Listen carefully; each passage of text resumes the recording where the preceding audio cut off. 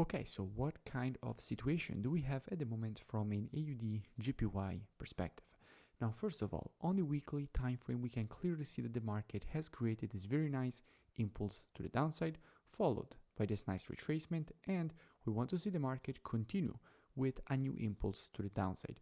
What we can also notice is that the market has clearly previous support now turned resistance at this area. We had support here. All that support is now turned resistance at this area, and we will definitely like the market to react to the zone and show us a move to the downside. Again, if we want to measure this retracement after this impulse to the downside, how are we supposed to be doing it? Simply taking our Fibonacci from the high to the low of the impulse, and we can see that currently the market is, yes, above the 0.618, but it seems like it hasn't actually tested the 0.786 yet. Let's basically check it being precise. And in fact, we can see that the market hasn't tested the 0.786 yet, and the market might actually want to go and test this level since it is also in confluence with this structure resistance.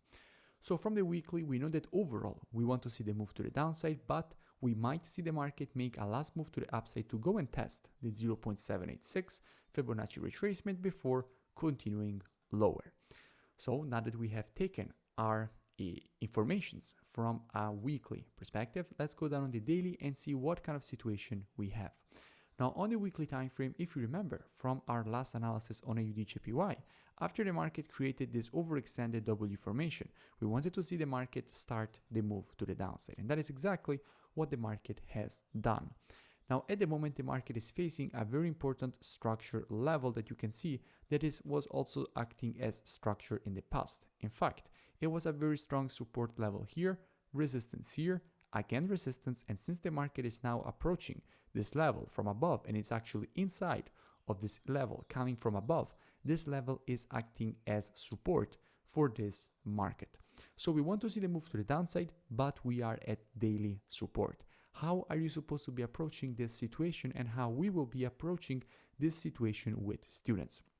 Before we conclude the analysis explaining how we will be approaching this, I want to show you what is the situation at the moment from a COT perspective. So commitment of traders, what hedge funds are doing at the moment in the market. Let's start by AUD. What kind of situation we have at the moment from a hedge fund perspective on AUD? We can see that at the moment with the last report, hedge funds have added another 5.7k shorts and another 2.1k shorts, while at the same time obviously adding more longs during the move to the upside. Now overall net positions are still very negative with minus 39k, meaning that we have a lot more shorts than longs. So shorts outweighing longs. In fact, we have 64k shorts and 25k longs. In the long term, we definitely want to see AUD continue with its bearish trend.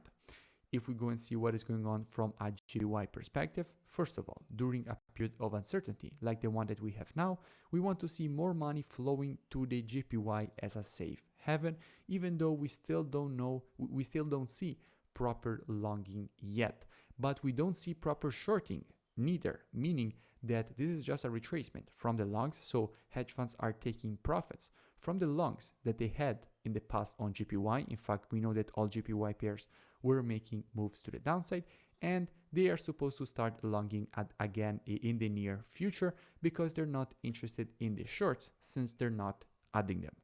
Going back to our AUD JPY chart, let's explain how we will be approaching this pair with students this trading week. As usual, guys, we will be reactive and not predictive.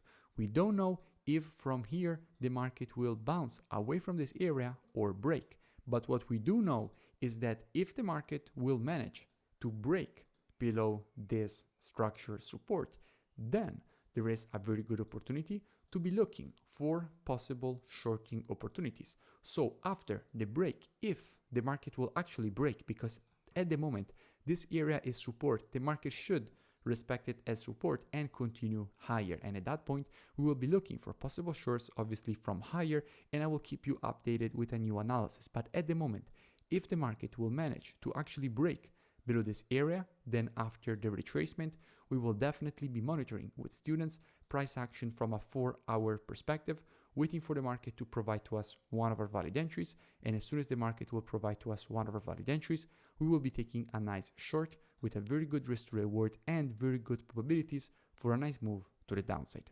Now, if you enjoyed this free analysis and education, make sure you drop a like and a comment. It really does support the creation of more free education and analysis for all of you. And I will see you in the next video.